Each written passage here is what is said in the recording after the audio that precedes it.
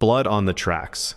The story centers on Seiichi Osabe, a shy and introverted middle school boy living what seems like an ordinary life with his parents. His mother Seiko is portrayed as overly protective, drawing concern from relatives who see her as hovering too much. This facade crumbles during a family hiking trip when Seiichi's cousin, Shigeru, playfully teases him near a cliff. In a shocking turn, Seiko follows them and deliberately pushes Shigeru off the cliff. She then turns to her son with a serene, chilling smile. Seiichi, the sole witness, is thrust into a nightmare as he grapples with his mother's true nature, a possessive, manipulative force that warps his reality. The manga features jarring flashbacks, distorted perceptions of reality, and scenes of identity fracture, where Seiichi questions his sanity amid the manipulation. Dragonhead. After a subway train accident, 3 children are left alone as survivors. After being stuck in the darkness for so long, the 3 of them slowly but surely begin to lose their sanity. Worst of them all is Taro, who had been bullied most of his life. While searching for any survivors, he finds the bodies of the people who had bullied him, and in a fit of rage, he beats down their corpses with a flashlight and gets sexually turned on in the process. This character is easily one of the characters to make you read this manga because he's unsettling, and every single panel he's on is just going to make you uncomfortable, especially when he starts making as many human sacrifices as possible to satisfy an imaginary god, making him not only a psychopath but a fear-obsessed murderer.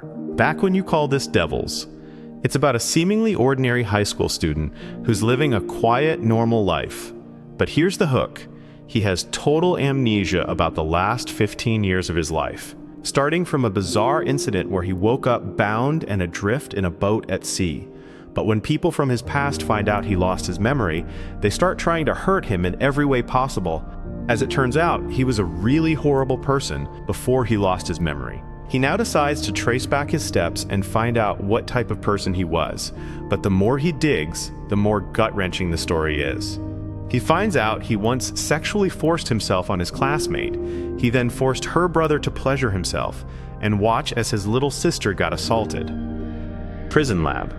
It follows Aito Ayama, a high school student tormented by relentless bullying from his classmates, who even shove his head in a toilet. One day, he receives a mysterious invitation to the captivity game, where he can select one person to imprison for a month, where he can do anything he desires with a massive cash prize if his identity stays secret.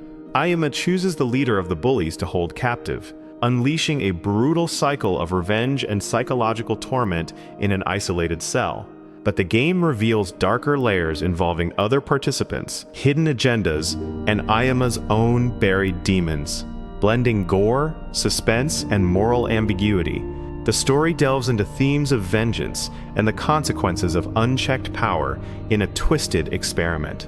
Shigehime. It centers on Osamu Hirota, an ordinary high school student leading a mundane life with a girlfriend and little interest in school, until his friend Suichi lures him to a mysterious mansion promising an encounter with the beautiful Miwako. Miwako is a vampire that preys on young schoolboys looking for a familiar. To find what she wants, she uses sleeping with her as bait.